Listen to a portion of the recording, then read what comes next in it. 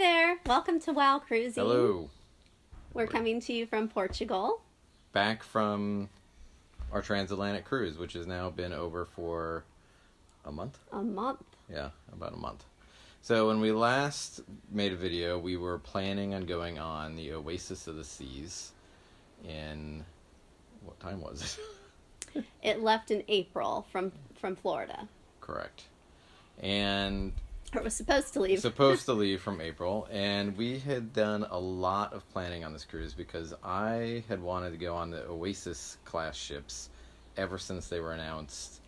However many years ago they've been, going now. This is Royal Caribbean, by the way, that we're talking about. Right. So we had done a lot of planning and reading and watching other vloggers, and we plotted everything we wanted to do on our 2 weeks on the ship. So we were pretty excited about it. I was really looking forward to it.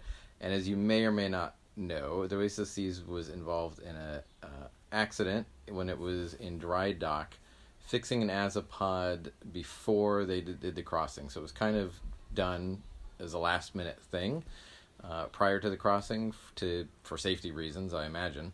And they tried to do this new technique, yeah, where they did like they didn't do a full dry dock where it would go into a dock and then get lifted out of the water, or rather have the water drained around it, but they tried to section off a portion of the ship using cranes. Right. So support it with cranes and then surrounded it, and then we're going to pump the water out just by the azopods. And their calculations did not quite live up to their hopes, and the cranes could not support the weight. And two of the cranes broke, and including then damaging the dock itself. And two of the cranes hit the ship, one going across the complete rear of the ship and taking out part of the aqua theater.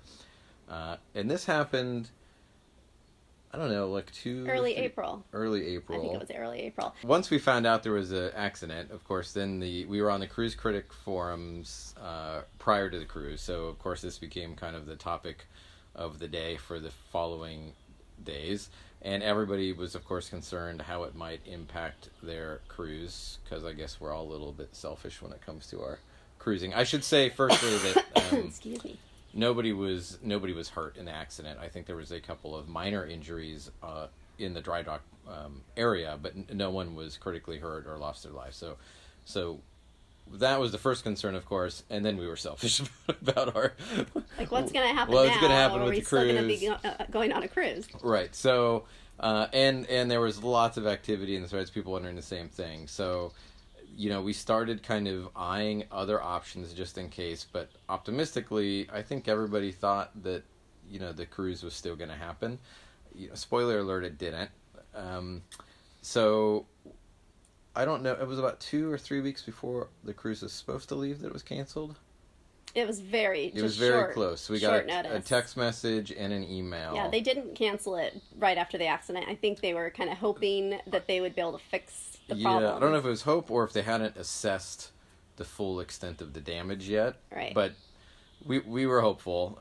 But I will say that the 24 hours leading up to the cancellation, they still hadn't made an official announcement.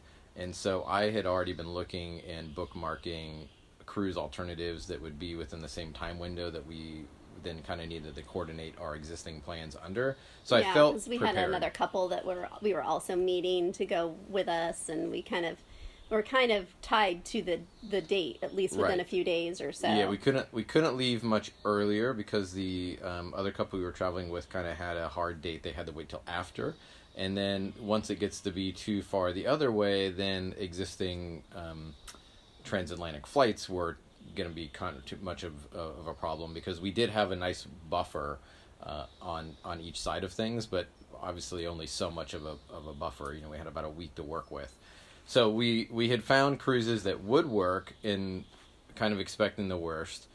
And then when we got the text saying that it had officially been canceled, we were in the car, and within an hour or so of that, I had then called and reserved a cruise on Norwegian that was leaving like 5 days later. Out of New York, but it was going to be a couple days shorter cruise, but would work within our window. And these are all transatlantics, by the way. We were only looking at other transatlantics. Right. So the whole point for us was coming back home And for the people that we were traveling with, they were coming to then stay with us here in Portugal. Or here in Portugal, and then fly home. And they already had their tickets home. So we then also held a cruise on Holland America. That was leaving out of Florida, so that was more convenient for us. It was the same day, but 2 days longer, and it was going into Copenhagen versus, I think our original cruise is Barcelona. So it was a good fit, but we really there was another Royal Caribbean boat, and there was 2 celebrity boats that were leaving the day after ours, but the irony is they were really cheap the day prior, but they did have limited cabins left, but they were, of course, just trying to sell them at any price at that point, for the most part. But as soon as the cruise was officially canceled, Royal's practice is they notify the travel agents first so that they can start working with the clients. So by the time within an hour of us getting the text saying it was canceled, those cruises were already sold out, and we tried, for 24 hours straight to seeing if one of them, just because the dates would work perfectly, and if we could get on one of the Royal cruises, we could apply the cruise credit that they were giving us in theory. So when they canceled the cruise, the good news was, and I should say firstly, when the accident occurred, they did give a date that they were going to give a status, and they did give it on that date, and that happened to be the day that they canceled the cruise. So we knew what date we were expecting to know, which is why we were kind of planning alternatives. And then when we got the cancellation notice, I think they handled it really well. They did a nice gesture. I mean, it's always disappointing when there's a change to something that you're looking forward to. But as far as that goes, but they handled it really well. Right, so we got a full refund, and then 100% future cruise credit for equal to whatever the amount was that you had paid. So in some ways, like a 200% back, but 100% of half of that was in the form of a cruise credit you could use with the Royal Caribbean within 1 year. So for some people for most people, that can be a bit of a constraint, having to plan a cruise within a year.